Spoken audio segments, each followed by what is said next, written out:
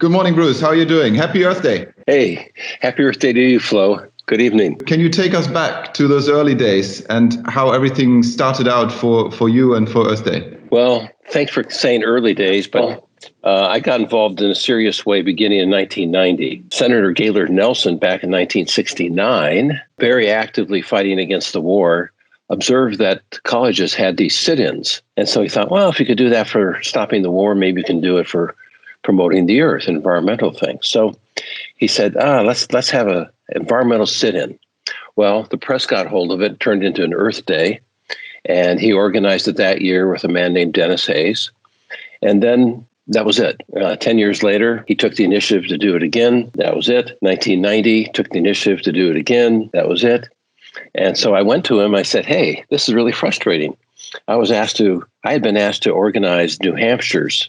New Hampshire's a state in the United States. New Hampshire's Earth Day events by Dennis Hayes. And I went to Gaylord Nelson. I said, we want to keep doing this every year. And he says, yeah, I'm really frustrated too, because I want to do it every year, but I haven't been able to find anybody to do it. So he said, I'll tell you what, let's start Earth Day USA. I'll be the chairman of the board, you be the president, and we'll make it an annual event from here on out. And that's what I did for 5 years. What do you see Earth Day has achieved already? What do you see as the spirit and what do you see as the contribution that it's bringing today? Well, I think there's little doubt that in large part because of Earth Day, we finally, after 50 years, have reached a tipping point and the tide has turned. There's no going back to the old ways of burning fossil fuels and coal. That train has left the station. And the challenge now is just to move as fast as we possibly can. But the whole, financial community now is investing trillions of dollars into clean energy, and they don't want to invest in fossil fuel plants anymore. And there's so much motivation among investors to invest in new climate change technology. It really feels like there's a gale force wind at our backs. And if we can just do it in time, that's the only question. Can we turn things around in time?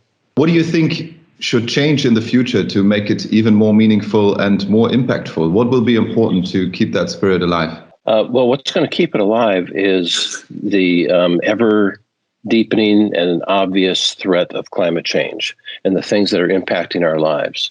Whether it's more and more severe typhoons and tornadoes and hurricanes, whether it's desertification among people who can barely grow enough food today, mass refugee moves as people can't support themselves, the desolation of ocean fish, and our ability even to put fish on the table.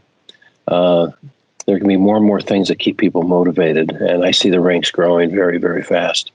The trick is to get people to do something about it, and to give them the courage and the conviction that what they do matters. Great to have this globe-spanning conversation with you. Of course, I hope you and your family are well in this difficult year, and I wish you all the best. Thank you very much, Bruce, and happy Earth Day. Thank you very much, Flo. Happy Earth Day to you too.